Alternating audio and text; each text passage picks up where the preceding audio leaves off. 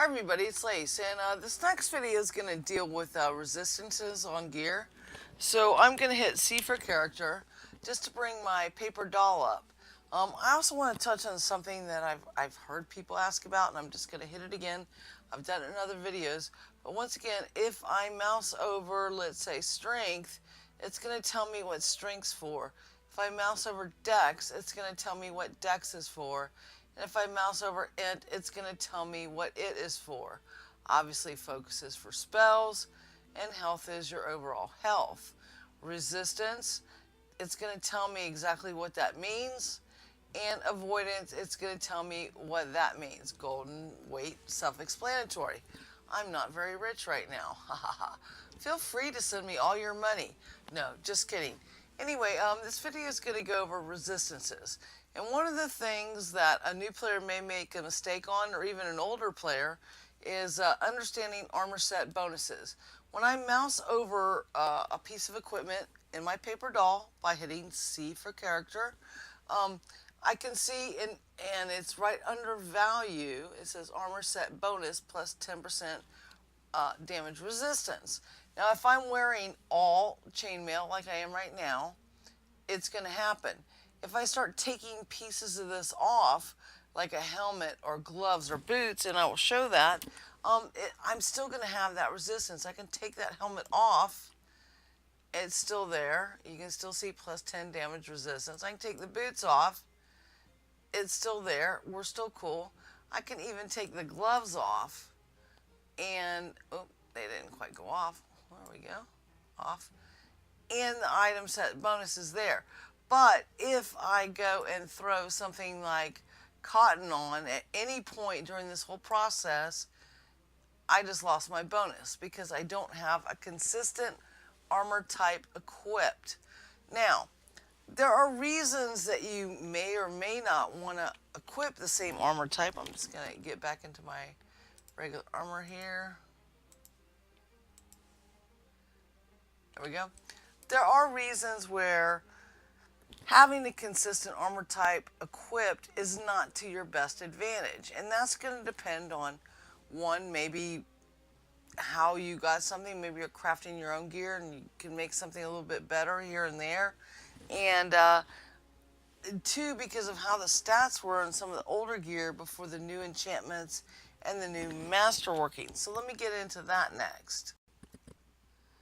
As stated in other videos, you have to be very careful when you're buying stuff from other people. I'm going to use my pants as an example.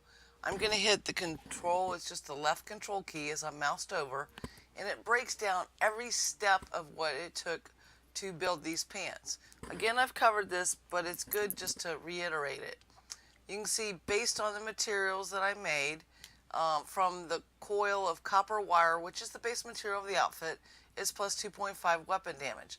From the base material of leather straps, it gives some combat dodge. If I'd made those leather straps out of some other things, it would be a different stat effect. The copper bindings, if I'd made the bindings out of iron or meteoric or constantine or bronze or something else, it'd be a different effect for that. Now we get down into the enchantments, and this is what I want to talk about. So we have two really good enchantments actually on this, int and dex. Those are the max ones, and they're at 6.2. And probably, I think that's the max. I think I made this when I was a GM. Then we get down to the masterwork area, and that'd be masterwork blacksmith, because these are chain. And you can see where I fudged and added 30 durability. It bumped the durability of these items. They were not exceptional. So they should technically only be about a plus 8 or so. But I fudged it by adding durability to them to give them a max of, let's see, 50, 30, 20, of 80 instead of 100 after all the enchants and stuff like that. So, and I've talked about this in other videos, when you get your masterwork up to 98 plus, you get your enchant weapons or enchant armor to 98 plus, you have the ability to add 30 durability to an item you craft. This is one way for crafters to take things that came out as non-exceptional, add 30 durability, and make them pretty darn good. Just be careful as a buyer that when you see something that's like plus 15, that they haven't done this to you, because they really bumped it by +3 by doing this little trick, and it's not really about the enchantments. So always hit control and look at it. The second thing to always, again, I've said this before, is look at the durability on the item before you buy it. If it's got 40, it's crap. Don't pay $30,000 for something at 40 durability. Just don't do it. You can buy something at 50 durability that has maybe a tiny bit less stats, but it's going to save you thousands and thousands of dollars. Now, if you're a PvP player and you're looking for a set of armor just to go out there and fight in one time in PvP, yeah, maybe something with 40 durability and all that's great if you got a ton of cash to blow on something like that, or 25 durability plus a billion and 25 durability, great, good for you, buy it. But I'm trying to speak to the common man, and I kind of had this conversation with my guild today. I'm like, as a common person, you don't want that crap, and you don't want to spend that kind of money on it, because if you're just going out and hunting normally, you're going to blow through that and you've wasted 50K. So always make sure to look at what the total max durability is, how each enchantment was gotten. In this case, I added 30 durability to these legs. Sure, they're +9. They're probably really only about a +7 or so. Now, the other thing is, when I've talked about this with the pluses, if on enchanting, you typically have a choice, like you can look at this one, it says 6-2 dex, 6-4 int, and obviously was the second one I did, 6-2 was the first, but I might have had a choice on that first one. Instead of 6-2 dex, I might have had a choice as 3-1 dex. It would have only taken 10 durability off, but it would have only added 1 point, quote unquote, of enchantment. So just because something's a +7 or +8, it doesn't mean it's bad, or worse than a 9. Sometimes it's better, because the 9 could be super inflated, like this one, where we bumped up the durability. Okay, so I hope I'm explaining that right. And it's kind of hard to mouse over and show it and hold the control key open, but you can see the stats on it and see what I'm saying. A durability, a plus durability to the item shows pluses to the item, and I think that's unfair, because it really is just, making an item that was going to be subpar a little bit better and a little more useful and last a little longer based on your other enchantments. So getting back to the basics of this video, which was about resistance, we've talked about mousing over this and seeing armor set bonus. And you're going to say, okay, well, why would I want to lose that 10% damage resistance? Well, the reason is when you enchant things, that's where you're going to get your main stats. And again, when I say main stats, I'm talking about strength, dex, int. That mostly comes from enchanting. You can get rolls for that sometimes on your armor and stuff from Masterworking, but it's mostly gonna, strength, dex is gonna come from enchanting. So if you get a set of armor and let's see, I'm trying to think about this. You get some boots and you do your strength, dex, and stuff, and like what's on this one, 3-2 health and 15.6 or 15.6 health, 3.2 strength. Those were my 2 enchantment rolls. Yeah, I would like to have had something probably different than the health, particularly on this. And then when I went to Masterwork it, what did we get on Masterwork? Oh, dang, I only did this one time. This thing needs to get some more Masterwork on it. What was I thinking of? I messed up. It's probably because it was lower level or not exceptional. No, it was exceptional. Well, we got to get to busy Masterworking these little booties. What was I doing? Look at that. Learned something new. I should have pumped these boots up. Kind of like Arnold. We're going to pump you up. So anyway, what I was going to say is on things like these boots, possibly each type of armor type, like on boots, like if you get leather boots, they'll have more of a tendency to give you a, what do you call it, a speed bonus. If you make leather cloth hands, they're going to give you an attack bonus. So these are kind of some of the situations why you might want to mix and max, because you can get a speed attack bonus. You're going to lose that damage resist, but you're going to get other things. So depending on the role you're playing, mixing and matching armors could be okay. Again, and this is all back to the main thing of armor set bonuses. You would lose that 10% damage resist, but if you're standing back and not really getting hit, you're a range player, you're used to grouping in a group where you're not getting hit, you can lose those bonuses and pick up some other things off of other sets of gear. Like I said, the speed off the hands, there's, I think, a foot movement off the boots. Different ones, different sets of gear have different things that pop up as part of their Masterworking set. The other thing to talk about is, basically, from what I'm hearing from the tank types, is there are two different types of tanks, and that's going to be a damage resistance tank or a damage avoidance. I very much understand damage avoidance. It's something that you can roll on pretty much any piece of gear, and it's typically around 3.2, depending on your Masterworking level, and it's just a flat rate of that much avoidance. And you can see that stat in there. Does this have it? 1.6 because they're boots. Okay, so it's 3.2 on the larger pieces of armor, 1.6 on this. Let's see if these have it. No. This one does. This has the 3.2 damage avoidance on the chest piece. And you can see it under damage avoidance. It's 4.9 total, which was 3 plus the 1.9, which was 3.2% of this piece of armor. Now, the thing that confuses me when I'm looking at this and rolling out stuff, let's see if I've got a piece with it. Might have to grab one out of the bin. Okay, this is one, I think. Let's see.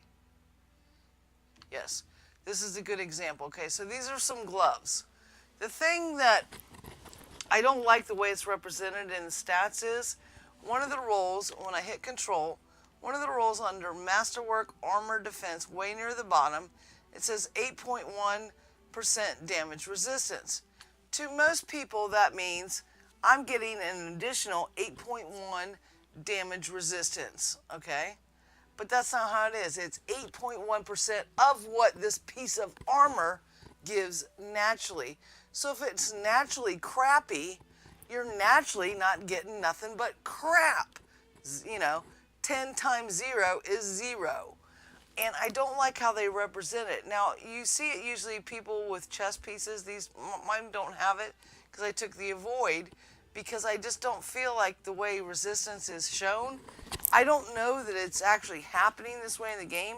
I just don't feel like it's represented correctly when I look at this. Which one? I'm trying to find it, sorry. It's the gloves. Okay, so it's 8.1% damage resistance.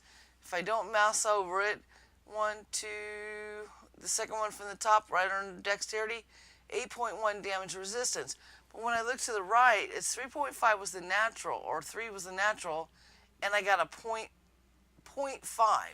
That was my little 8%. Just the math doesn't look right to me. Again, I just really don't have the time and stuff to test it. I feel like it should be shown differently, because 8.1% on this item is going to have a different value on another piece of item that was 8.1. It's to the item, not your overall resistance. So just because something says 24.6 damage resistance on a chest, that's not your overall damage resistance. That's just the damage resistance added to that piece of equipment. So 8.1 on a set of gloves, which don't have much damage resistance anyway, is not much. Again, I hope I'm explaining that right. And if I've made a mistake in misinterpreting these numbers, please tell me, because I'm just not a big fan of the way the damage resistance comes up as a Masterwork item all the time. And then when you put it on, it's like, that did what? Really? I just wasted 20 durability on this item for what? I don't feel like it's displayed as something that makes it look good. And that could be the way it's represented, or my misinterpretation that it's just a percentage of the maximum percentage of that item. And I think most people are going to think of it as it's that much damage resistance my character has, not my item. So trying to bring that up, and maybe we can get some clarification on that as well. The last thing to talk about while we're here is if you look at my character, and again I'm hitting the C for character, you can see that the name of the item is orange. That means that I've applied a pattern to it. It was actually a pattern from the store, and at the very bottom you can see it says salvage yields eternal. It's in orange at the very bottom.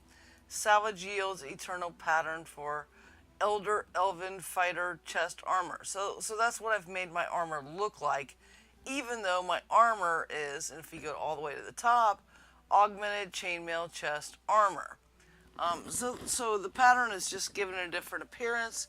When you see things in named orange like this on armor, that's what it means. Usually the orange name, when you looked at a public vendor, was like a chest or a sack or a container of some type that somebody's renamed, or a pet they've renamed, and it was kind of almost like danger, danger, beware. So just still be careful if you're buying armor off a public vendor or a private vendor and it has this on it. Look to the bottom to see if it's eternal or if it's just, ornate, which means that once the item's done, you're not going to get that same look again without getting another pattern. One of the other things to think about in the add-on store, that they put sales on these patterns and things, but sometimes in the store it'll say heavy armor, but then when you get it in game, heavy armor means chain or plate, and so you need to know that distinction. And that was my problem. I swear when I bought this a few months ago, it said plate, and now it's changed to chain, but I had already melted it down. I was like, oh crap, I was all in plate. Now I got to make a whole new chain set to put this on. The same thing is going to happen if you're buying something in the store. And if it just says light, you don't know if it's medium, or if it's leather or if it's cloth. I think they've started to clear that up in the add-on store.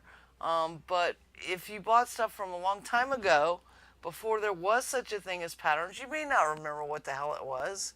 And it may not even be in the store anymore, especially in the case of something like, let's say, a pledge item or something like that. So just be careful.